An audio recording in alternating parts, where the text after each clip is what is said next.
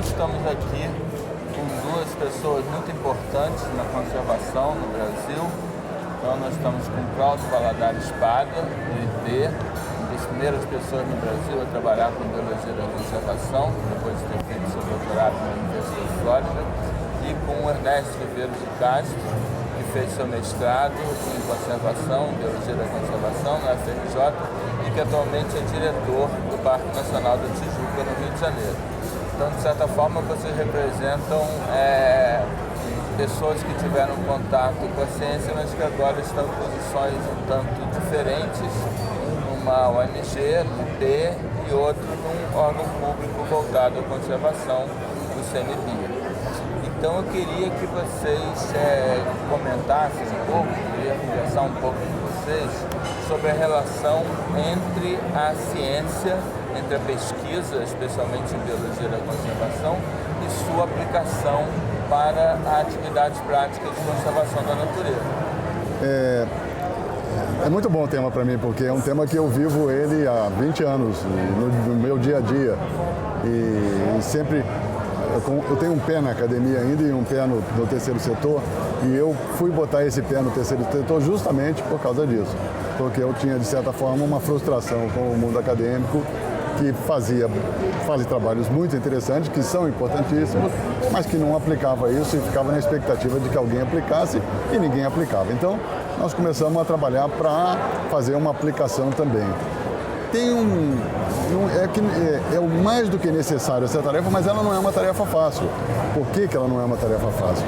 Porque se você espera que a mesma pessoa faz pesquisa e aplique, ela tem que trabalhar com as duas coisas, e ela vai reduzir um pouco as atividades acadêmicas dela para poder ter o tempo para fazer as atividades práticas. E isso, no mundo acadêmico, é perigoso, de certa forma, porque você pode deixar de publicar um pouco, e deixar de publicar um pouco significa alguns riscos no mundo acadêmico. Então, a academia precisa compreender isso, e o mundo do aplicado precisa compreender que é nesse balanço que a gente pode, no balanço entre a pesquisa científica e a ação, e os dois operando juntos, é que a gente tem mais chances de ter sucesso. Trazendo um pouco o ponto de vista, né, da gestão das unidades, eu acho que isso é uma via de mão dupla, né? Quer dizer, tem historicamente um distanciamento muito grande, e da parte dos gestores, muitas vezes o pesquisador era visto como um incômodo, né? Alguém que entra na unidade, algumas pessoas preocupadas com o que vai ser coletado ou não. E do outro lado da pesquisa também um distanciamento que não permitia sequer ver quais são as questões, realmente os desafios da gestão. Então acho que a primeira estratégia é essa aproximação com a comunidade acadêmica, que pode ser feita por encontros de pesquisadores, chamadas para publicações, enfim, tem uma série de mecanismos aí para trazer a comunidade acadêmica e estimular esse diálogo. E tem uma segunda questão que é um grande receio, tanto da comunidade acadêmica quanto dos gestores, de manejar efetivamente as nossas unidades de conservação. Então a gente está vendo as unidades se perdendo com espécies invasoras, com mudanças climáticas, com crescimento urbano e uma outra série de desafios, e muitas vezes está discutindo algumas minúcias metodológicas com medo de que isso gere um outro. A gente tem que experimentar, isso é ciência também, experimentar e pesquisar o manejo dessas unidades, seja reintroduzindo espécies em áreas que estão empobrecidas, seja controlando espécies invasoras, estudando o impacto do incêndio, positivos e negativos em muitos casos, enfim. Mas a gente tem que partir para realmente manejar, e manejar com ciência, né? Quer dizer, estudando esse manejo e vendo qual é o resultado dele para que isso seja replicado em maior escala. Acho que esses são os desafios. E ao mesmo tempo, por exemplo, o IP tem uma experiência bastante interessante, eu acredito, que vocês têm como você falou, tem uma organização que funciona em grande parte como uma instituição científica, mas também vocês conseguiram unir vários setores da sociedade, né? Isso. Em replantios e corredores. Então, como é que vocês conseguiram fazer, como é que foi o desafio de vocês chegar aos conhecimentos científicos que seriam práticas necessárias, de vocês fazerem chegar às pessoas e conseguir apoio das pessoas nesse sentido? De fazer essas medidas de maneira de chegar na comunidade do entorno, essa necessidade, e envolver as pessoas? Então, não é uma tarefa muito fácil, para ser sincero, mas se você olhar, por exemplo, porque nós temos ainda um pé no mundo acadêmico, o IP tem uma escola de pós-graduação e os jovens, eles adoram isso. Isso que nós estamos conversando aqui, essa junção das coisas, essa ciência aplicada, ciência que experimenta coisas, que resolve coisas. Então, eles são um grande incentivo. Eles vivem pedindo isso. E eu sei que no seu departamento, no seu laboratório, também tem um rumo nesse sentido, que os jovens vão em busca disso. Então, tem uma nova geração que quer isso, que não pode mais esperar a mudança. Do ponto de vista de resolução com a comunidade, tem que ter pesquisadores que estão dispostos a conversar com a comunidade. Então, os pesquisadores nossos moram na comunidade. Eles não moram no grande centro e vão lá fazer pesquisa. Eles moram porque foi o que a gente entendeu que era o que precisamos fazer para poder dar um passo para dentro da resolução junto com a comunidade dos processos que eles estão vivendo, dos processos que a conservação pode ajudar. Então, você vive lá e aí você vai discutir o que precisa fazer aqui, precisa fazer reflorestamento, e aí você está discutindo com a comunidade e você fala, vamos fazer dessa forma, porque aí você começa a entrar com o lado de pesquisa da história e junto você vai construindo uma nova história, misturando as duas coisas. Mas isso precisa, honestamente, precisa de um pesquisador e de um mundo acadêmico que acredite nisso, e que não fale, mas isso aí não é importante para a ciência. Tá bem, precisa parar com esse mito de que não é importante para a ciência, porque se a gente não fizer isso, também não vai ter nada para fazer ciência no futuro. É assim que a biologia da conservação nasceu. Então, eu não estou esperando, eu acho que pesquisa é importante e tudo, eu não estou esperando que não se faça pesquisa, que, como você mencionou no começo, você tome decisões baseadas só em boa vontade, mas também não estou esperando que então você precisa tomar decisão com pesquisa, mas você precisa também entrar no processo, viver o processo e trabalhar junto com ele para as coisas poderem acontecer na prática. E foi isso que nós fizemos. O sucesso vem dessa coragem, há anos atrás, de se envolver com a situação real, com o mundo real e usar a pesquisa para tentar avançar soluções. Pegando esse gancho da pesquisa pela pesquisa, é interessante que existe uma diferenciação a princípio da pesquisa básica, a pesquisa aplicada, né? Mas muitas vezes uma pesquisa básica que no planejamento dela não estavam perguntas que realmente levassem à aplicação, gera informações muito úteis para a gestão.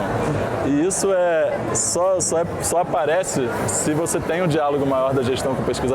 Então, tem exemplos de pesquisas básicas em taxonomia de alguma família botânica, mas que foi identificado uma espécie endêmica de um determinado lugar onde as pessoas acampavam, e aí o pesquisador, percebendo que isso pode gerar uma decisão de gestão de mudar o lugar do acampamento, muitas vezes ele não tem essa percepção. Então, se aproxima a gestão do pesquisador, essas informações começam a emergir e geram decisões de gestão que aprimoram a proteção, a conservação das áreas. Eu acho que esse é um ponto muito importante, porque eu acho que a gente sempre deve ter uma preocupação de não cair naquele ponto de achar que a ciência só se justifica pela sua finalidade. Eu acho que uma ciência que tem uma questão que não é obviamente aplicada, em muitos casos, a história está cheia de exemplos disso, aquilo depois vai se revelar uma coisa de imensa utilidade aplicada. Para isso é fundamental também você ter, pelo menos no plano federal, a gente teve um avanço, apesar de todas as deficiências em termos de número de pessoas, mas a gente teve um avanço aí nas últimas décadas em termos de capacitação técnica, científica das equipes das unidades, né? E isso faz muita diferença, pelo menos para fazer as perguntas certas, né? Isso mesmo. E aí, muitas vezes o órgão gestor não tem a capacidade de fazer a pesquisa para responder, até faz, mas numa escala muito pequena, mas fazer as perguntas certas já é meio caminho andado para a gente ter boas pesquisas nas unidades, através das parcerias com os pesquisadores. Eu defendo há alguns anos que cada unidade deve ter um plano de pesquisa. E eu defendo isso baseado numa experiência própria. Quando eu estudava no meu doutorado, eu fui fazer pesquisa num parque na Universidade da Flórida, na Flórida, como membro do estudante da universidade. E quando eu cheguei lá e pedi licença para estudar mamíferos daquele parque, os gestores do parque me deram a lista do que eles queriam.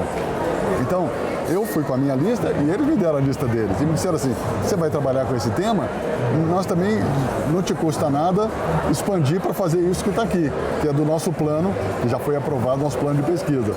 Então eu fiz com o maior prazer, eles me deram um kit para eu poder preencher os relatórios e aquilo foi para um computador, para um banco de dados que eles estavam querendo.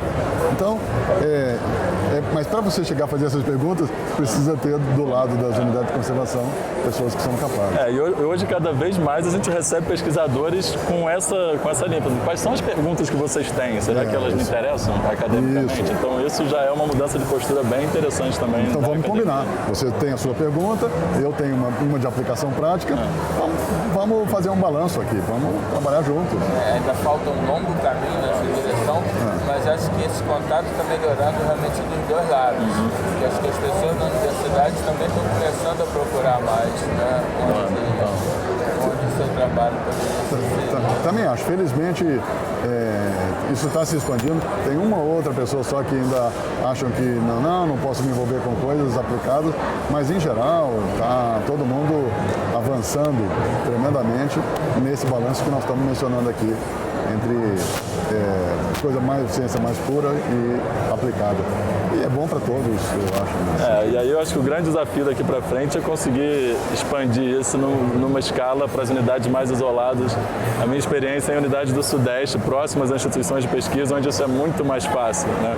E como provocar esse tipo de contato voltado para as questões de unidades bastante isoladas, acho que é um desafio que ainda está para se colocar, porque aí depende realmente de mais recursos, né? De parte a parte, tanto para chamar os pesquisadores quanto para realizar as pesquisas. Então esse acho que a gente está no comecinho desse caminho, estamos caminhando acho que na linha certa, mas ainda falta muita coisa. Eu gosto muito de uma ideia. O Serviço de Parques Americanos tinha um grupo de pesquisadores, só pesquisadores, dentro do corpo de funcionários. Eles têm recursos muito maiores do que o que nós temos. Então, tinha 400 ou 500 pesquisadores no corpo de funcionários. E aí, eles concluíram que aquele corpo de só pesquisadores não estavam conseguindo fazer pesquisa na fronteira do conhecimento, porque eles estavam afastados do mundo acadêmico, onde as coisas avançam com mais rapidez.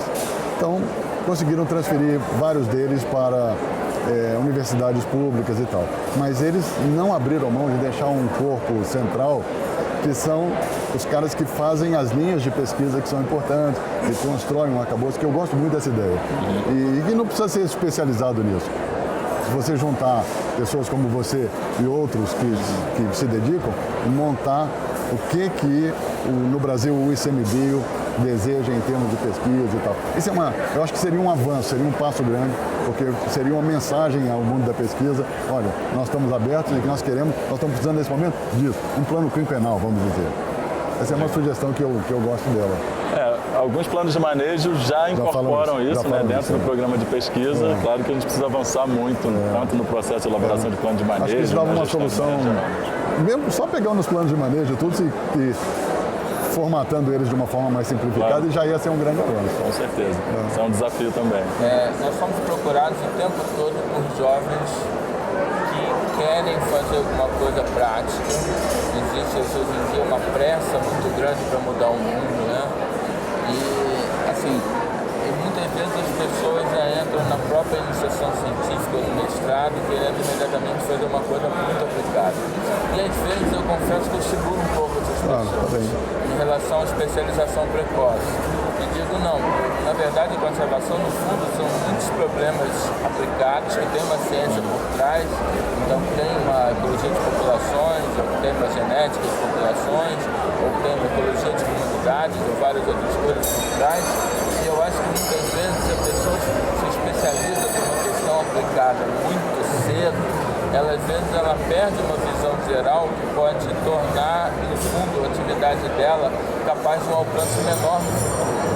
Então eu fico pensando em termos de que conselho vocês dariam a um jovem que quer fazer alguma coisa muito prática em conservação, quando eu me especializaria numa questão aplicada, até quando, de que forma, ou tentaria fazer duas coisas ao mesmo tempo, os conceitos fundamentais da ciência, dos conceitos básicos, quando eu procuraria uma aplicação maior dos meus conhecimentos, em que estágio da carreira?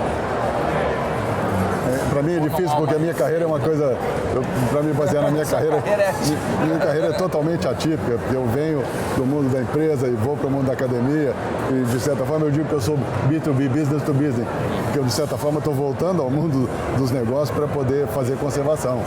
Mas eu concordo plenamente com você. Quando eu decidi que ia trabalhar com conservação, eu decidi que eu ia tentar ter uma base sólida e mais geral do ponto de vista de conhecimento acadêmico mesmo. Eu ia estudar bastante para poder entender, para poder depois avançar no lado prático da história. Então, ia fazer uma formação boa e com essa formação, mas sem perder o horizonte do que o que eu queria fazer era coisas aplicadas. Mas não adianta sair querendo fazer só aplicado. Você tem que... E não vai ter uma resposta assim, é agora ou é amanhã ou é depois. É a sua carreira que vai construindo, mas você tem que estar com a mente aberta para pensar que você tem que generalizar um pouco, depois especializar e construindo um processo. Mas eu não consigo ver uma fórmula hoje, amanhã, você tem que esperar mais. E aí os mentores, como você, são pessoas importantes, porque cada um é um, né? Cada aluno é um aluno e você pode ir mentorando ele no sentido de que você está precisando de mais profundidade. Você já vem mais feito academicamente, posso te dar tarefas práticas. E aí você vai construindo. Eu acho que é uma construção conjunta de mentores, instrutores e alunos, etc. Essa é a minha visão. Eu me identifico perfeitamente com essa tua colocação, porque acho que desde a graduação eu estava plantando manguezal ou fazendo outras coisas paralelas ao trabalho com fragmentação. Então, mas eu acho que assim, esse desejo de aplicar é fundamental para você não perder esse contato com a realidade, né? Não se isolar completamente na academia. Mas se você pensar em o que seria um bom gestor de unidade de conservação, acho que é muito mais quem tem uma formação mais geral na área ambiental, que vai até muito além da biologia, da ecologia, que é a minha própria formação. A gente lida com gente, tem aspectos das ciências sociais, lida com N outras áreas de conhecimento. Então, alguém muito especialista vai ter mais dificuldade de lidar com todo o desafio que é a gestão de uma área protegida, né, que é a gestão de território.